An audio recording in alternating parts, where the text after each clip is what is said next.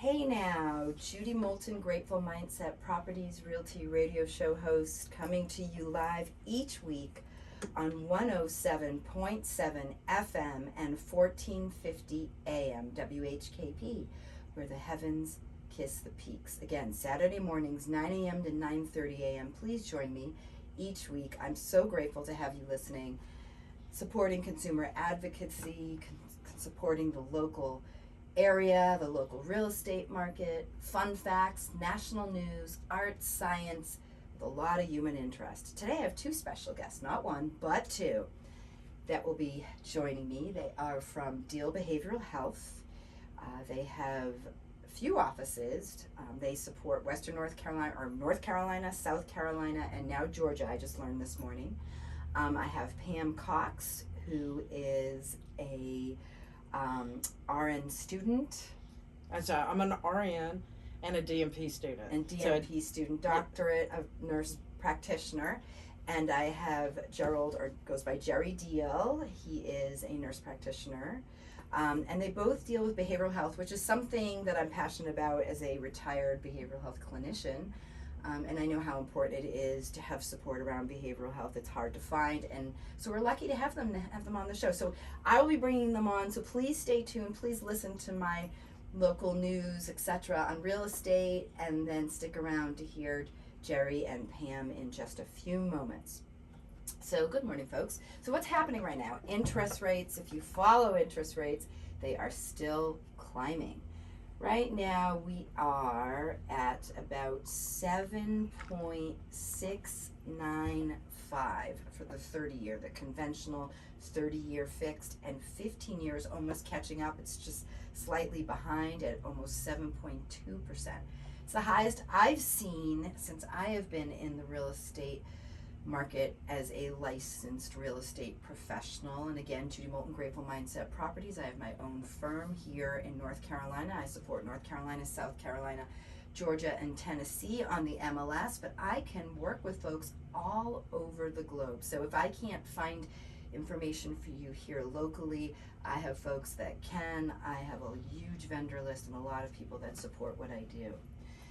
So in addition to that, we have a few coming soon listings. We have a few buyers. I have several buyers actually, folks. I really need sellers. So I don't know, I've got a few pocket listings coming up, and I hope to have them on the MLS shortly, but I could really use some more sellers because we are in a low inventory market. That has not changed.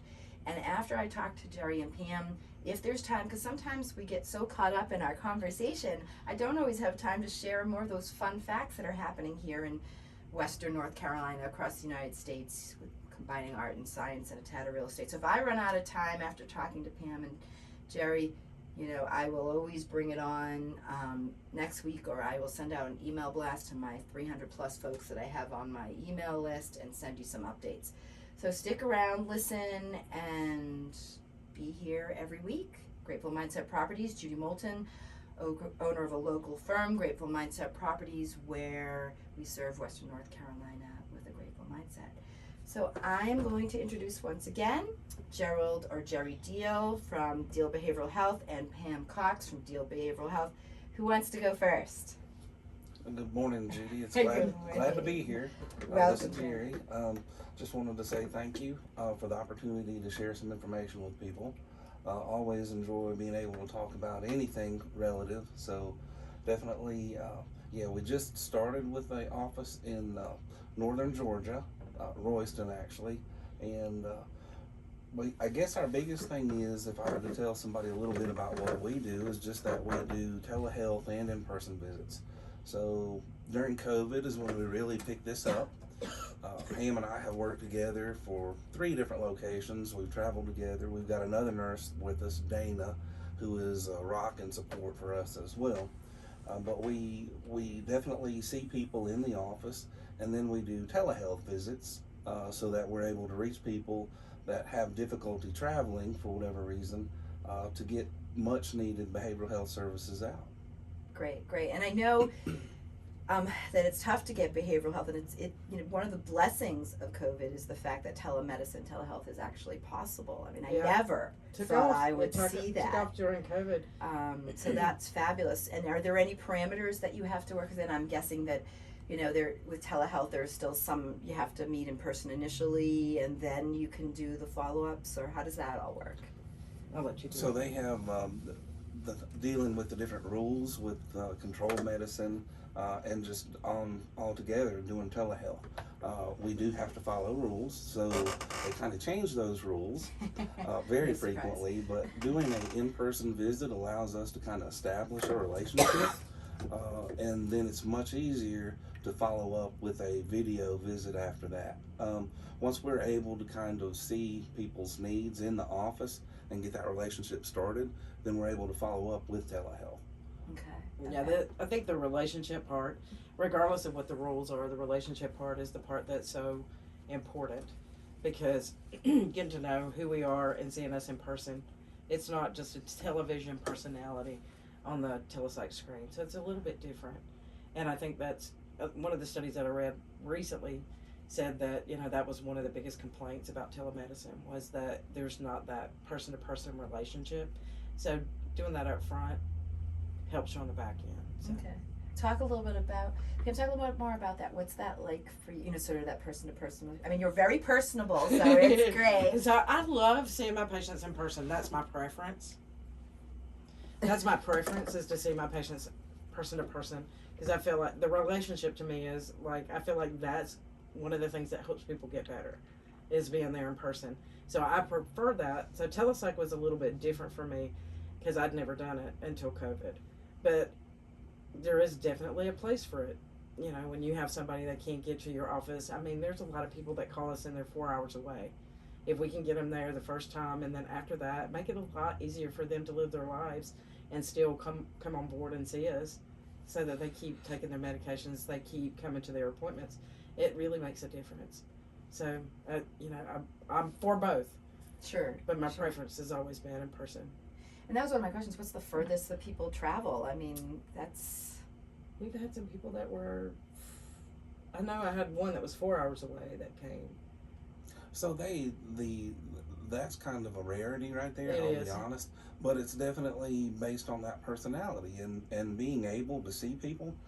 As far as the rules go, if they see somebody locally and they establish a relationship and a need, then we can definitely follow up with the video and telehealth after that.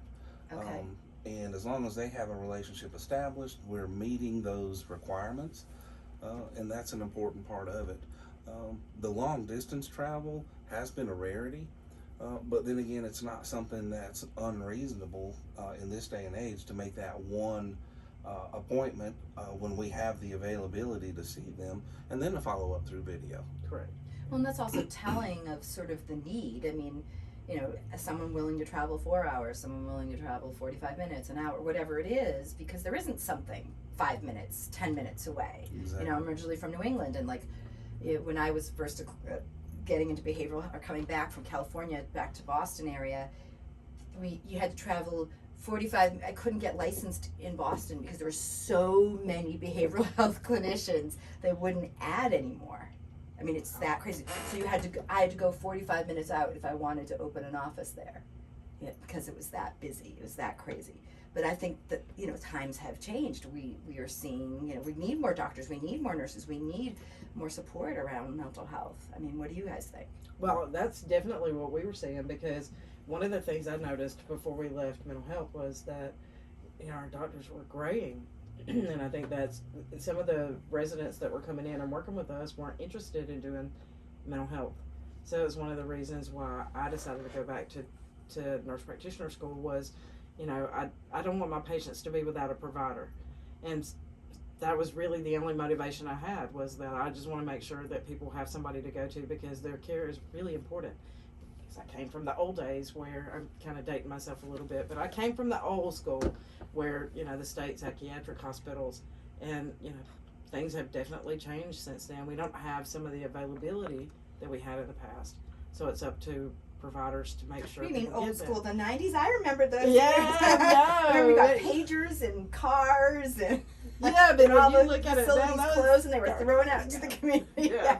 Technology has changed. It's a lot changed a over the years. lot just in Yeah. that amount of time. It's changed a lot. I feel like, I'm really not that old, but when I look back, Yeah. I tell people, I worked at the state hospital. People are like, what? Like, how old Yeah. are you?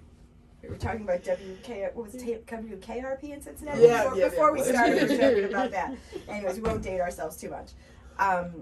But anything else that you're kind of seeing or that is important to kind of talk about that you think you want people to know they may not know? One of the things that I want people to know about is the MAT therapy that you offer, because that's Substance use.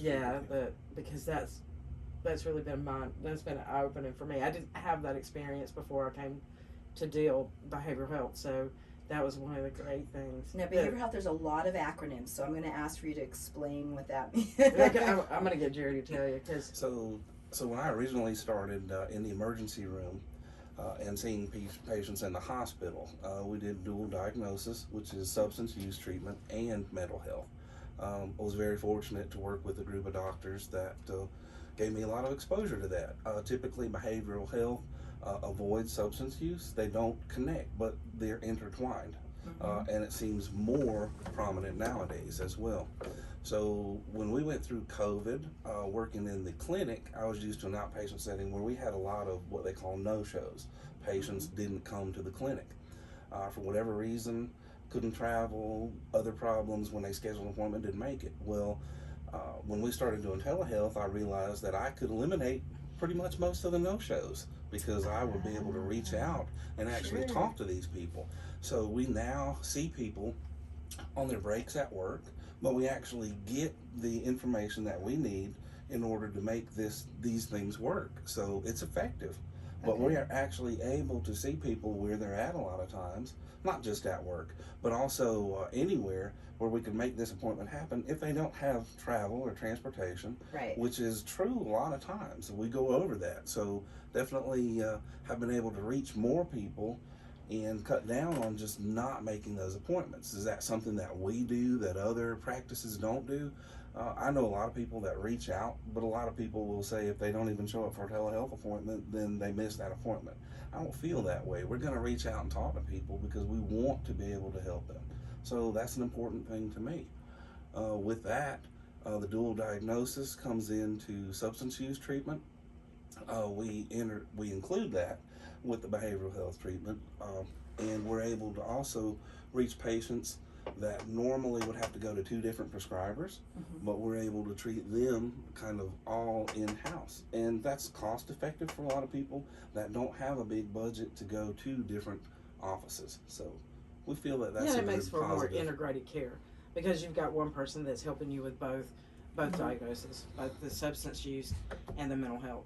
So, and it's unique. I don't think that's something that you see in a lot of places. It might be common down the line, but I think we're on the top end of that, getting that started now. Oh no, that's great, because there certainly are a lot of barriers. Can't leave work, can't take a bus, can't whatever.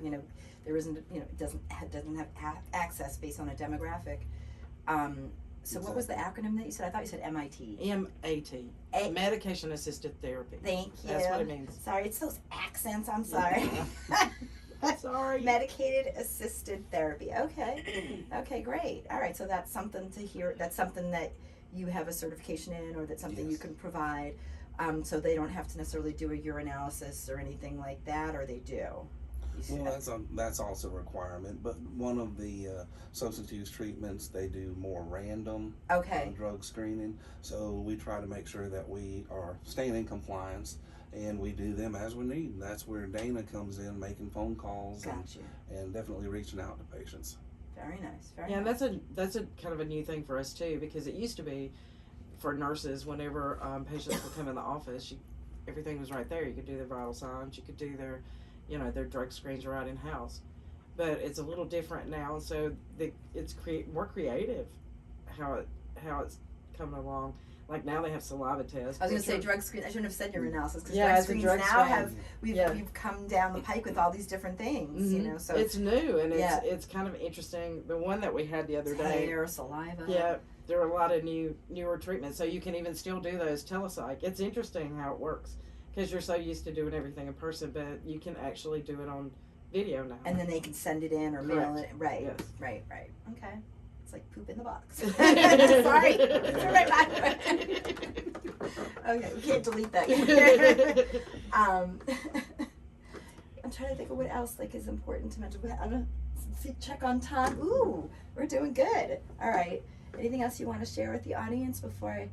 Well, I did want to make sure that people knew that we were located physically in Columbus. Yes, please. Okay. And then our other office is in Inman, but that's mostly telepsych for now. And then the one in Georgia In Royston.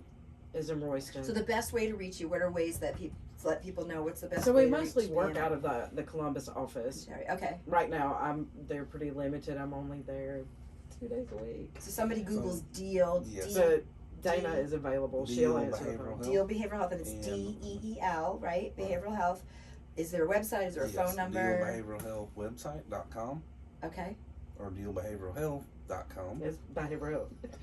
That's it. And our phone system is an interesting phone system. This is part of the technology part, Ring Central. Okay. That we actually are able to use the same phone numbers for all the different offices. Oh, that's why So you we have like actually carry 5 or those phone 6 numbers. Okay. So is the best way to find you on the website, or is the website and then a phone number and then it'll? Definitely website. You can Google us. You can Google my last name and pull up the different locations as well. That Okay. has links to the website. Perfect. I've been working with getting all that set up, so we're definitely easy to find. Okay. So Deel, DEEL, behavioralhealth.com. Okay, is the best way to reach y'all, and I have phone number, website, all the locations. Closest to here, to Hendersonville, North Carolina, would be Columbus. So 25 so minutes away. Mhm. So not too bad, and then telehealth if needed after that. Correct. Okay. Well, thank you, Pam. Thank you, Gerry, so much for being on the show. I really appreciate you both. Well, thank you. Thank you. Your warm Thank you. smile. So if you see the video, you can see that too. Thank you.